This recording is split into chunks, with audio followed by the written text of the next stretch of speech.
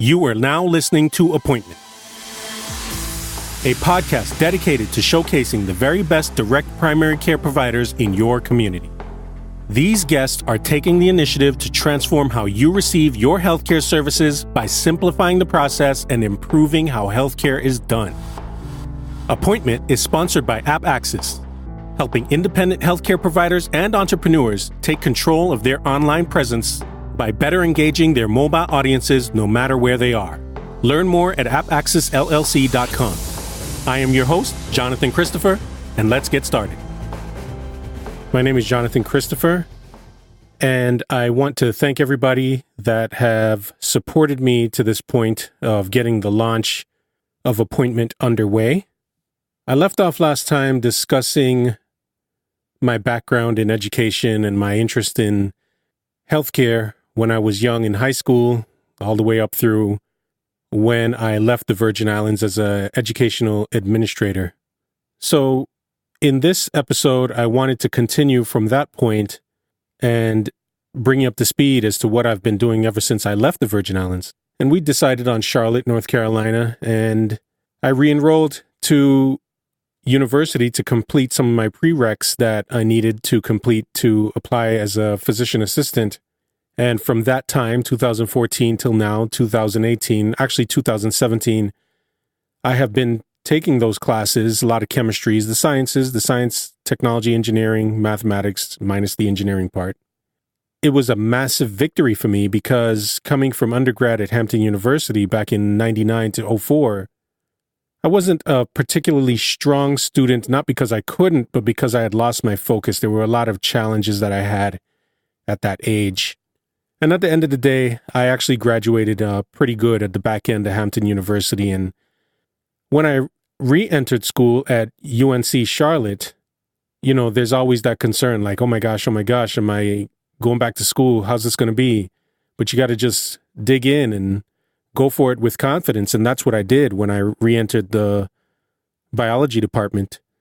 And I ended up pretty much completing a second undergrad degree, a BA in biology, minus the senior seminar.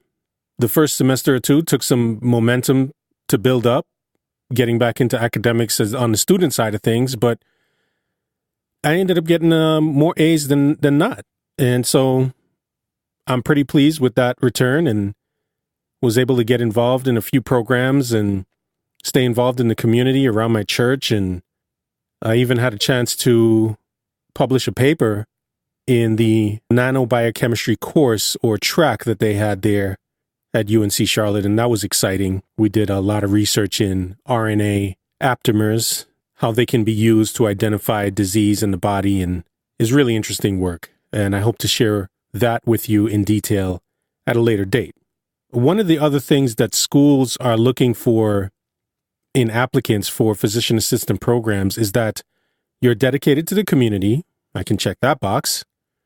That's pretty much all I've done, is work with underserved and at-risk populations and neighborhoods. Your academic component needs to be strong. I've checked that box and improved those grades vastly from when I first entered as an undergrad at Hampton University. They want to make sure that you have experience in healthcare. And between my pharmacy tech years and my volunteer service with the St. Croix Rescue, in addition to my certified nursing assistant certification as a home health aide in the Gaston County area in Lincoln County, North Carolina, got that checked. But there was one component missing, and that was shadowing. And while I have had a lot of shadowing growing up and knowing a lot of professionals in healthcare for many years, it was important that I show programs that I continually maintained relationships or at least explored different opportunities in different fields and different aspects. Because of a lot of programs, a lot of clinics being taken over by larger organizations, they put more and more restrictions on who could be present in the facilities. And I understand they want to comply with HEPA, or maybe they had some bad instances in the past with people shadowing that were not already students, professional students. And I understand that. The problem is that medical schools and physician assistant programs and nursing programs, everyone wants to see that you have shadowed. So it becomes bothersome to me when these conglomerates know that candidates for these professional programs need to be exposed, but they're not willing to support it or find a way to support it, or at least make that information readily available for universities to share with prospects. That's a problem. So I had quite a difficult time getting anyone to allow me to shadow them because they're afraid of, lawsuits and what have you.